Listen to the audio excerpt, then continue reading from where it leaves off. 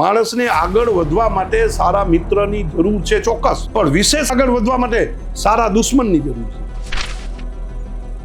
તો મારી દીકરીએ મને જાહેરમાં કીધું કે હું તમારો વિરોધ કરવાની હું સ્ટેજ ઉપર. શેનો? તો કે ભાઈ તમે પણ ભેદભાવ રાખ્યો છે કે દીકરાને ઇંગ્લિશ મીડિયમ અને દીકરીને ગુજરાતી મીડિયમ. આવું શા માટે? આપણે ઈમાનદારીથી ધંધો કર્યો છે, બધું વ્યવસ્થિત કર્યું છે ને હું હંમેશા બને ત્યાં સુધી લીગલી કરવામાં માનું છું. ઘણી વખત બધા મને કે તમે મૂર્ખા છો, આ ટેક્સ ભરાય જ નહીં. કે આપણે ટેક્સની ચોરી કરીને શું ફાયદો?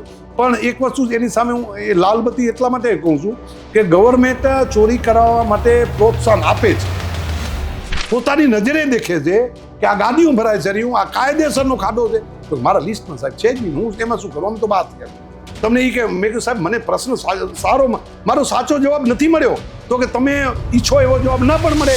ત્યારે મોદી સાહેબની આંખ મારી મિલી એટલે મોદી સાહેબને મનથી સહેજ મારા તરફ લાગણી થતી હોય એવું મને દેખાણું. તમે ઇન્દિરા ગાંધીને મળ્યા ત્યારે તમારી એજ કેટલી હતી અને એમનું વ્યક્તિત્વ ન્યૂઝપેપરમાં સાંભળ્યું છે, વડીલો પાસે સાંભળ્યું છે, એકદમ પ્રભાવશાળી વ્યક્તિત્વ હતું. હસીને મને સ્વીકાર્યો એમ બરાબર, મને હાથ ફેરવ્યો અને એક ટાપલી પણ મારી. બીજા ચેલેન્જ કયા આવ્યા એની અંદર? ચેલેન્જ એની સાથે એનસીસીમાં રમતગમતના અનેક સર્ટિફિકેટો મેં મેળવેલા હતા, જેને કારણે ફોરેસ્ટરનું ઇન્ટરવ્યૂ આવ્યું, પ્રેક્ટિકલમાં થિયરીમાં બધામાં પાસ થયા પછી ઉંમરમાં 6 દિવસનો કે 8 દિવસનો ડિફરન્સ આવ્યો, જેને કારણે મારો વળાંક વર્યો, મને નોકરી ન મળી.